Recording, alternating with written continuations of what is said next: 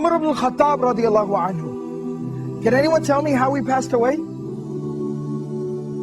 He was stabbed while he was leading the prayer. Alright, he was stabbed while he was leading the prayer. The narration goes on to tell us that Umar radiallahu anhu has this big open wound. He had literally a hole in his stomach. And he's lying there and he's bleeding out and he's fading in and out of consciousness. And then while he's in that state and in that condition, he hears the call, the adhan for prayer. And he starts getting up.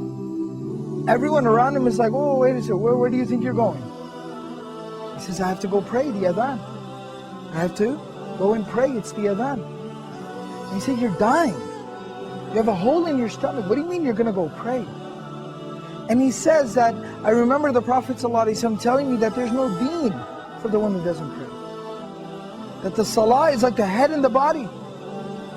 I have to go and pray.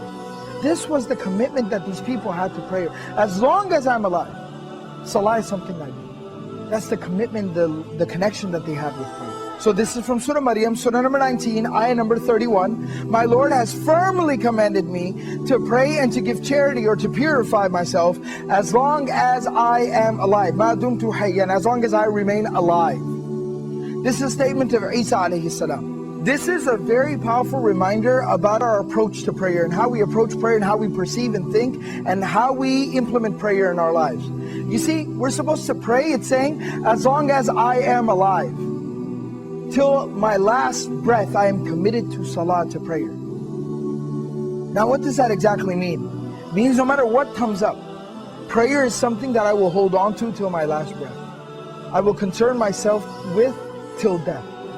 And the Prophet ﷺ demonstrated this, he lived this. Now this isn't just theory, this isn't something just fancy to say, it's not just a fancy slogan, the Prophet ﷺ lived it. You know, about a week before the passing of the Prophet ﷺ, he fell very ill. He became ill.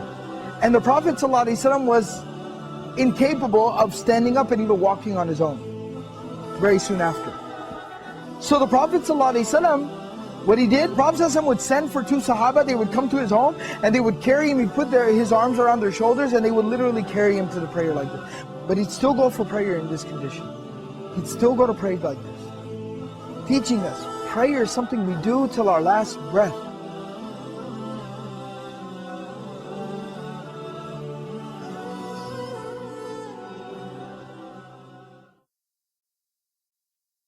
لعل الله يا أخي أن ينفع. لا تحتقر شيئا.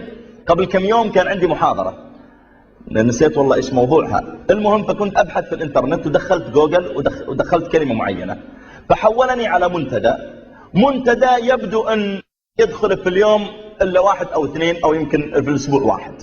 منتدى ميت. ودخلني على موضوع، جوجل نفسه حولني على موضوع في هذا المنتدى. الموضوع مكتوب عام 2000. طيب، وأنا رقمي لما قرأته رقم 4. تخيل، صار له 8 أو 9 سنوات وأنا رقم 4 اللي دخله، واستفدت منه وأخذت من كلمات وضعتها في المحاضرة.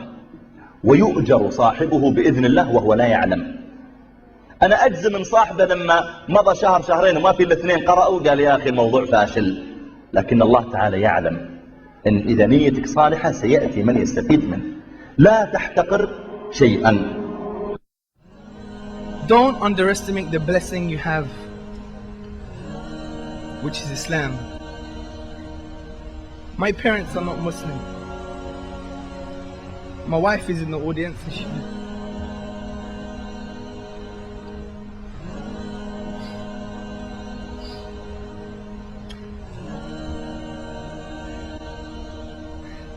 she knows how much I love my parents.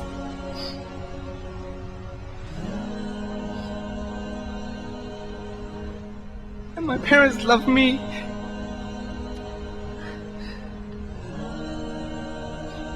Every day, my dad says to me, he loves me. Many of us don't even have this as Muslims.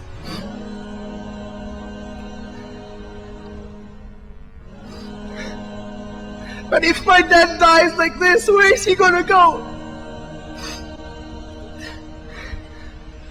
You can pray for your parents. I can't pray for my dad when he dies.